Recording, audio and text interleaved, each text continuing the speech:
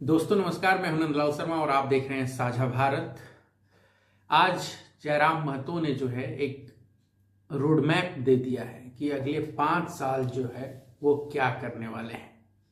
इसी मुद्दे पर हम बात करेंगे और आपको बताने वाले हैं कि जो झारखंड की राजनीति में एक नया बदलाव देखने को मिला है जयराम महतो के तौर पे, तो ये बदलाव क्या है, इसी पर चर्चा करेंगे। क्योंकि प्रभात खबर को जो है जयराम महतो ने एक बड़ा इंटरव्यू दिया और उसमें पूरा रोड मैप अगले 5 साल का उन्होंने बताया कि वे क्या करने वाले हैं, वे क्या गठबंधन की राजनीति करेंगे, क्या विकल्प की राजनीति करेंगे, क्या वे जो जाति जनगणना के मुद्दे हैं, जो ओबीसी आरक्षण का मुद्दा है, जो खतियान का मुद्दा है, जो स्थानीय नीति का मुद्दा है, तो उस पर उनका क्या टेक है, वो क्या करने वाले हैं, इस पर जो है हम बात करेंगे। और इस वीडियो में आपको बताएंगे कि जो उनका इंटरव्यू है उससे क्या निकलता है, उससे क्या समझ बनती है। और इसमें बात ये भी है कि कैसे जो है एक नेता जिसे अखबारों में जो है छोटी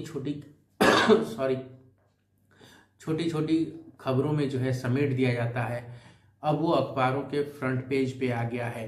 तो जेबीकेएसएस के जयराम महतो को जिस तरीके से जो है हेमंत सोरेन के शपथ ग्रहण से पहले ही जो है अखबारों में जगह मिलनी शुरू हो गई है, तो ये बताता है कि आने वाले दिनों में भी जयराम महतो जो है झारखंड की राजनीति में एक फैक्टर बने रहेंगे। और भले विधानसभा में उनके विधायकों की संख्या कम हो, लेकिन उनकी जो राजनीति है वो आने वाले दिनों में गूंजने वाली है। तो जब ये जयराम महतो से पूछा गया कि आगे की रणनीति क्या है आपकी, क्या अगले 5 साल आप कैसे काम करेंगे। देखिए जो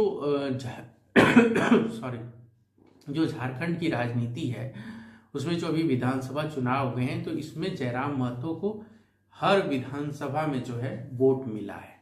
संथाल परगना से लेकर के पलामू और उधर कोल्हान चले जाइए और फिर उत्तरी नागपुर और दक्षिणी छोटा नागपुर।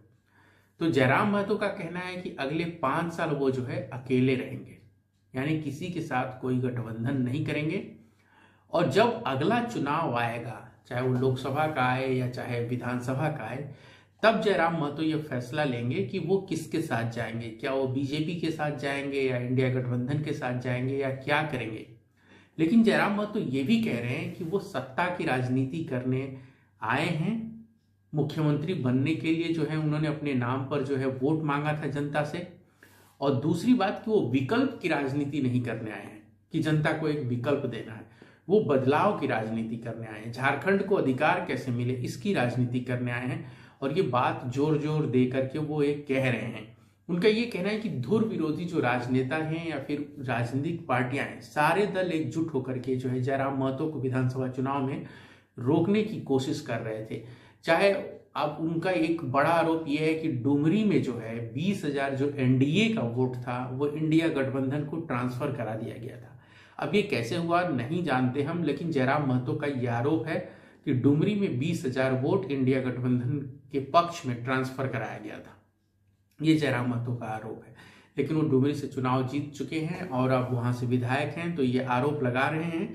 और उनका ये भी कहना है कि जो इंडिया गठबंधन तब्दील करा चुका है वोट, लेकिन उसके बावजूद भी वो जीते हैं चुनाव और आंदोलन करते रहेंगे, जनता के ज्वलंत मुद्दों पर अपनी राजनीति करते रहेंगे और पीछे नहीं हटने वाले हैं। और ये 5 साल वो अकेले करेंगे।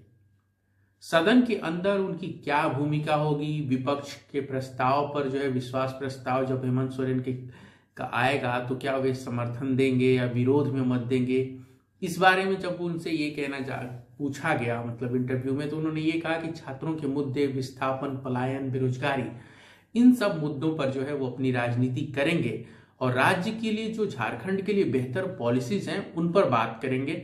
और समर्थन रहेगा अगर हेमंत सोरेन इन मुद्दों पर राजनीति करते हैं। तो ये बड़ी बात है, उन्होंने कह दिया है कि मतलब वो अगर जैसे होता है कि कोई गठबंधन बनता है तो पहले एक कॉमन मिनिमम प्रोग्राम बनता है। अगर उस प्रोग्राम के तहत एक सहमति बनती है तमाम पार्टियों के बीच में, जैसे एनडीए हो गया, बीजेपी का गठबंधन हो गया या फिर इंडिया गठबंधन हो गया, तो उसमें कुछ मुद्दे निर्धारित किए जाते हैं कि इन मुद्दों पर पार्टियों के बीच आपसी सहमति है। उसी तरीके से जयराम महतो गिना रहे हैं कि अगर उनके मुद्दों पर हेमंत सोरेन काम करते हैं तो वो उनको समर्थन करेंगे, नहीं तो अकेले सदन में मुद्दों पर संघर्ष जारी रखेंगे। ये जयराम महतो का कहना है और उन्होंने एकदम क्लियर कर दिया है। इंडिया व एनडीए किसके साथ जाएंगे, इस बारे में क्या सोच रहे हैं, जब इस बारे में उन्होंने से पूछा गया तो उन्होंने वही कहा कि 5 साल अकेले राजनीति करेंगे और उसके बाद क्या होगा, किसके साथ जाना है, क्या नहीं जाना है, तो परिस्थिति और सिद्धांत के अनुसार फैसला लिया जाएगा।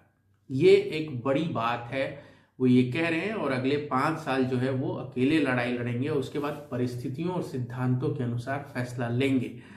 अब ये बात ये है कि वो ये कह रहे हैं कि सत्ता अलग विषय है, सिद्धांत से जनता का हीरो बन सकते हैं, लेकिन जनता के काम करने के लिए सत्ता जरूरी है।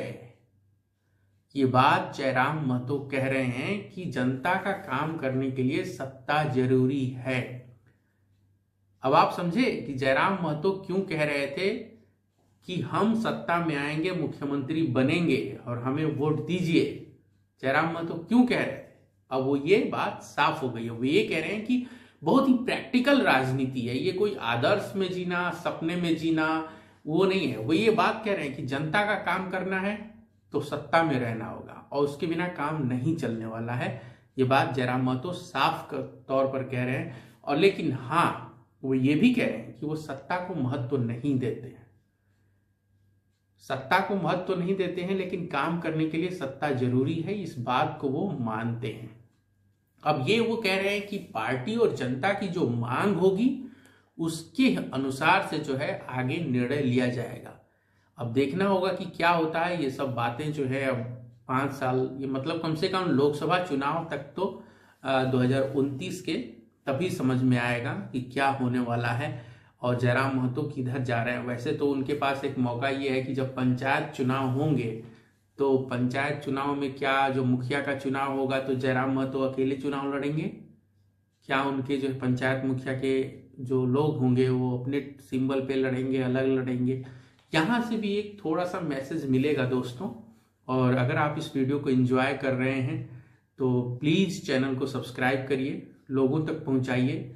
हम लगातार बात कर रहे हैं झारखंड की राजनीति पर, कोशिश करते हैं कि झारखंड के मुद्दों को जो है लोगों तक पहुँचाया जाए। तो आप सबका प्यार और समर्थन बना रहे, यही गुजारिश है। इसके अलावा एक और सवाल जो उनसे पूछा गया कि जो 71 सीटों पर उनकी पार्टी चुनाव लड़ी है तो उसमें से एक सीट मिली, इसको कैसे देखते हैं। इस बारे में जयराम महतो ने कहा कि जो है चुनाव लड़ना और सत्ता सुख हमारा मकसद नहीं है, लक्ष्य नहीं है, टारगेट नहीं है।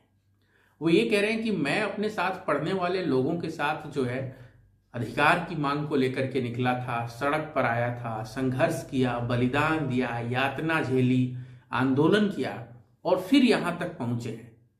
उनका ये भी कहना है कि विरासत में जो आंदोलन मिला था वह आज जनता के विश्वास के रूप में दिख रहा है। डुमरी की चुनौती पर उन्होंने ये कहा कि जो है आप जो चुनाव जीत चुके हैं, तो उन्होंने ये कहा कि बेरमो में जो है टाइम नहीं मिला, वहां नामांकन भी देर से हुआ और आप कह सकते हैं कि समय के अभाव के कारण सभाएं नहीं ठीक से हो पा रही हैं। तो जयराम महतो बेरमो के मामले में ये मान रहे हैं कि अगर उन्होंने थोड़ा पहले समय निकाला होता, नॉमिनेशन किया होता, जनता के बीच गए होते और रैलियां की होती, पर्याप्त तरीके से मतलब एक चुनावी मैनेजमेंट बेहतर हुआ होता, तो बेरमो में भी जो है वो खेला कर सकते थे। तो डुमरी में के मामले में जैसा हमने बताया, उन्होंने कहा कि वहां का जो 20,000 वोट है एनडीए का, वो इंडिया के पक्ष में ट्रांसफर कराया गया था। ये आरोप वो डुमरी के लिए लगा रहे हैं, लेकिन ये बेरमो में मान रहे हैं कि वहां पर तैयारी करने का समय नहीं मिला और उसकी वजह से उन्हें जो है मुश्किलें हुई। तो आप जानते हैं अनूप सिंह जीत गए हैं बेरमो से। अब आप देखिए कि जो एनडीए की हार, ये कहा जा रहा है कि जयराम महतो की वजह से बीजेपी हार गई, आजसू हार गई, तो उस पर भी जो है जयराम महतो ने क्लियर किया और बोला कि उनका ये मानना है कि एनडीए और आजसू की वजह से जयराम महतो सत्ता में नहीं आ पाए। देखिए, देखने वाली चीज है ये, एक फ्यूचर का नेता कैसे चीजों को देख रहा है, आप इसको ऐसे समझिए। जयराम महतो ये कह रहे हैं कि उनका ये मानना है कि ये जो वोट मिला है जयराम महतो को, 11 लाख वोट जो है मिला है, तो ये वोट काटने वाला काम नहीं है, ये जनता का समर्थन है, जनता ने समर्थन दिया है। और एनडीए यानी कि बीजेपी और आजसू ने जो है जयराम महतो के वोट में सेंधमारी की है। जयराम महतो ने किसी का वोट नहीं लिया, वो ये कह रहे हैं कि मेरे वोट में जो है एनडीए बीजेपी ने सेंधमारी की है। और वो ये कह रहे हैं कि जंग के मैदान में सभी लोग जीतने के लिए उतरते हैं, तो फिर किसी एक दूसरे को टारगेट क्या करना कि आपने मेरा वोट ले लिया, आपने मेरा वोट ले लिया। जनता जिस पर भरोसा जताएगी, जिसको ताकत देगी, वही ताकतवर है। अब आप देखिए कि लोग आजसू के विकल्प के रूप में जयराम महतो को देख रहे हैं। ये सवाल भी जयराम महतो से पूछा गया तो उन्होंने कहा कि हमारी पार्टी बिल्कुल नई है और हम अपने को सीएम प्रोजेक्ट करके चुनाव लड़े थे। ये आजसू की तरह नहीं है कि 2 सीट पर, 3 सीट पर, 11 सीट पर, 12 सीट पर लड़ गए और जीत लिए 2-3 सीट और रह गए। तो उन्होंने कहा हम जो है सीएम प्रोजेक्ट के तौर पे लड़े थे कि हमको सीएम बनना है, हमारी पार्टी जीतेगी, हम सरकार में आएंगे, सरकार बदलेंगे और जो है नेता बनेंगे, सीएम बनेंगे। तो उनका ये कहना, और बाकी लोगों को जो है विधायक बनना था। आजसू के लोग उसमें से एक हैं। आजसू पार्टी और जेएलकेएम के बीच जो है बहुत अंतर है, जमीन आसमान का अंतर है, ये जयराम महतो कह रहे हैं। और वो ये कह रहे हैं कि विकल्प की राजनीति नहीं करने आए हैं, वो बदलाव, संघर्ष और झारखंड को अधिकार कैसे मिले इसकी राजनीति करने आए। जयराम महतो ने यह भी कहा है कि हेमंत सोरेन जो है वो अगर 2019 में जो वादा किया था उन्होंने, अगर वही पूरा कर दें तो ये बहुत बड़ी बात होगी। इसके अलावा उनका यह भी कहना है कि 1932 का खतियान का मुद्दा, 27% ओबीसी आरक्षण का मुद्दा, ये सब जनता से जुड़े मुद्दे हैं और ये बड़े मुद्दे हैं और इसकी राजनीति वो करते रहेंगे। इसके अलावा जयराम महतो ने एक बड़ा ऐलान किया है कि वो अपने नाम से कोई जमीन नहीं लेंगे और अगर भविष्य में कोई जरूरत पड़ेगी तो सिर्फ 5 डिसमिल जमीन लेंगे।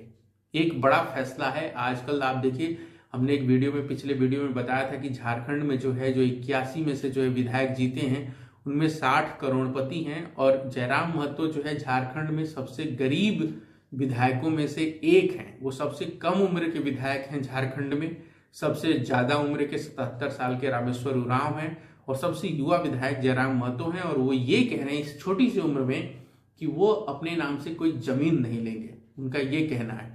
और उनका ये भी कहना है कि जेएलकेएम को जो है सभी समुदायों, जातियों और सबका समर्थन मिला है। तो अपनी राजनीति को लेकर के जयराम महतो एकदम क्लियर हैं। आने वाले 5 साल वो अकेले लड़ने के लिए सक्षम हैं, वो ये कह रहे हैं। अपने साथियों, अपने जो पार्टी कार्यकर्ता हैं, नेता हैं, उनके साथ मिलकर वो लड़ेंगे और जब अगले चुनावों की बारी आएगी तब वो फैसला लेंगे कि उन्हें किसके साथ जाना है। तो यहाँ पर जो है आप देखिए, वो ये कह रहे हैं कि अगर बेहतर पॉलिसी रही, जनता के हक में मामला रहा, तो वो हेमंत सरकार का, मतलब हेमंत सोरेन को समर्थन देंगे और नहीं तो फिर मुद्दों पर संघर्ष करें। उनका ये भी मानना है कि जो एनडीए, बीजेपी, आजसू, आरजेडी और जेडीयू हैं, इन लोगों ने जो है ये बांग्लादेशी घुसपैठिए का ये जो मुद्दा उठाया, ये जनता के हक की बात नहीं थी। अगर वो लोग मुद्दों की राजनीति करते तो शायद उनके लिए बेहतर होता। वो ये सबक भी दे रहे हैं जयराम महतो। तो दोस्तों, आज के वीडियो में बस इतना ही। आप लोग अपना प्यार और समर्थन बनाए रखिए। हम कोशिश करेंगे कि लगातार झारखंड के मुद्दे पर बात करते रहें। इस वीडियो को शेयर करिए प्लीज, सब्सक्राइब करिए, अपने दोस्तों को बताइए। और साझा भारत आप जानते ही हैं कि हम लगातार झारखंड को कवर करते हैं और एक अलग मिजाज में कवर करते हैं, जैसा दूसरे लोग नहीं करते हैं।